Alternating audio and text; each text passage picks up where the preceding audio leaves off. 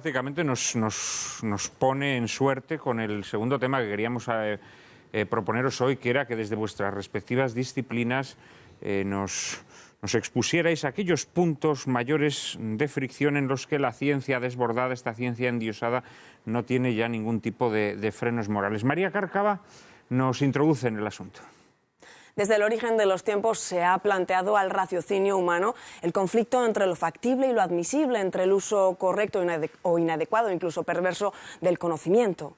En 1974, el biólogo molecular Paul Berg, en una reunión mundial de microbiólogos celebrada en Asilomar, California, solicitó que nunca se realizaran experimentos que pudieran conducir a la transformación de bacterias inocuas en patógenas. De esta reunión surgió lo que se ha dado en llamar el grito de Asilomar: no todo lo que es científicamente posible es éticamente aceptable. Pero el endiosamiento progresivo de una ciencia que no admite límites en su ámbito de estudio ha convertido aquel grito de Asilomar en papel mojado.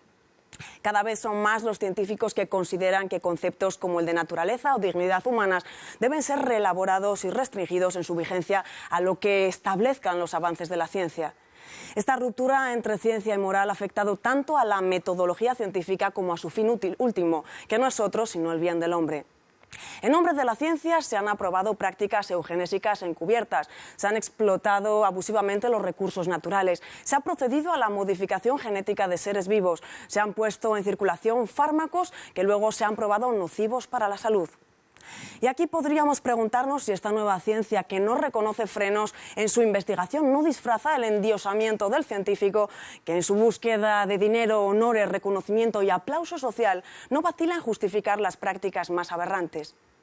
Diríase que la ciencia, empeñada en satisfacer una demanda creciente que le asigna un papel de oráculo o panacea universal en nuestra sociedad, hubiese empezado a pegarse topetazos contra una pared en la que no puede abrir brecha y, lejos de cejar en su loco empeño, estuviese dispuesta a descornarse hasta convertir su fracaso en una suerte de orgullosa demencia. Hoy contamos entre nosotros con invitados que desarrollan su investigación en los más diversos ámbitos de la investigación científica.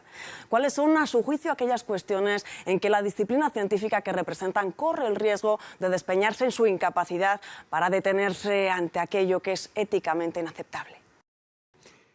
Padre Carreira, quizá en el ámbito de la astrofísica donde usted se mueve haya menos cuestiones que bordean el ámbito del desenfreno ético o moral, pero en cambio lo que sí hay es algo que María Cárcava también mencionaba en su introducción, que es esa ciencia degradada que se somete a los mecanismos pues, del sensacionalismo mediático, que se somete a los mecanismos del interés comercial, en definitiva, la ciencia convertida en espectáculo, ¿no? Lo que usted dice de que en la astrofísica no vamos probablemente a impactar la vida personal de nadie. Yo decía a mis alumnos en Estados Unidos el primer día de clase que la astrofísica tenía la gloria de ser perfectamente inútil, y a ellos les extrañaba que eso lo dijese el profesor el primer día de clase.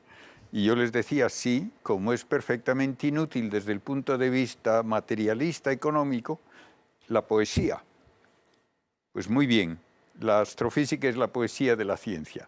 Dejémoslo así, la estudiamos porque es hermosa, porque nos responde además a el deseo que todos llevamos dentro de entender esa maravilla que es el cielo cuando lo vemos sin prejuicios.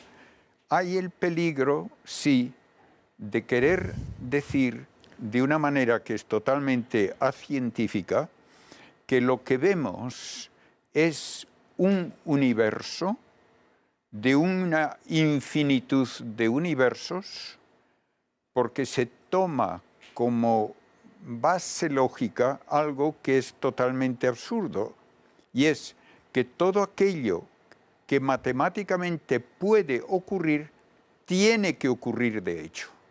Y yo veo esto mucho en las discusiones acerca de la vida fuera de la Tierra. Me preguntan, ¿es posible que haya otro planeta con vida inteligente? Según las leyes físicas, sí, es posible.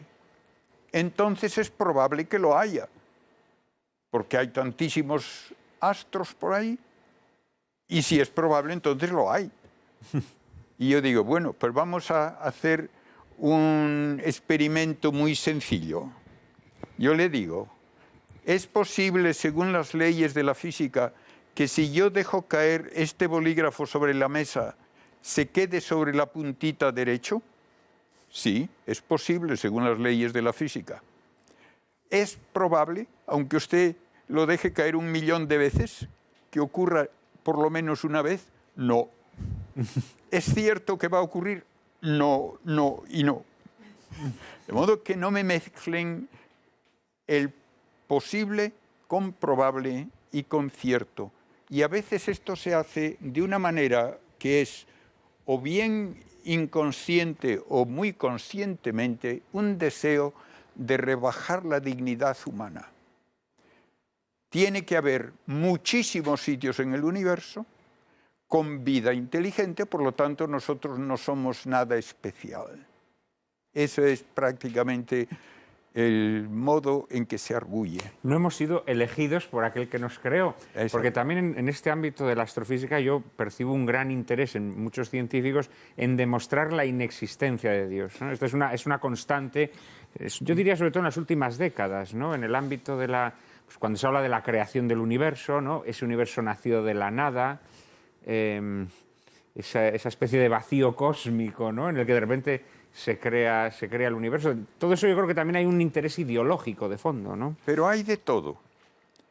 Por supuesto, son por supuesto. Físicos, son astrofísicos, no filósofos, no teólogos, los que han propuesto en los últimos 60 años el llamado principio antrópico, que es, por consideraciones físicas, se puede preguntar qué ocurriría si el estado más primitivo del universo en el Big Bang hubiese tenido una variación, por así decirlo, digna de mención, o en la cantidad de materia del universo, o en la fuerza de cada una de las 4 interacciones que rigen el proceder de la materia. Y una vez tras otra, cuando se hace ese cálculo, se dice, no podría existir vida inteligente. Y entonces llegan a la conclusión, el universo desde su primer momento está ajustado con una precisión extraordinaria, en algún caso de hasta 50 decimales, y de no estar ajustado con esa precisión, la vida sería imposible aun en un único planeta. Esto es algo que uno de los físicos de mayor prestigio del siglo XX, John Archibald Wheeler, pone en un artículo que yo he citado muchas veces, donde dice, hay 2 preguntas básicas. Primera, ¿por qué hay algo en lugar de nada? Segunda pregunta, ¿qué relación hay entre las propiedades del universo ya en su primer momento y nuestra existencia? Y dice, si no sabemos contestar a estas 2 preguntas, tendremos que confesar que realmente no entendemos nada. Y él hace luego un raciocinio que podría haber firmado Santo Tomás, donde dice, la propiedad más absolutamente propia de la materia es su mutabilidad. Toda la ciencia estudia los cambios de la materia. Pues bien, toda mutabilidad implica la posibilidad de existir de diversas maneras.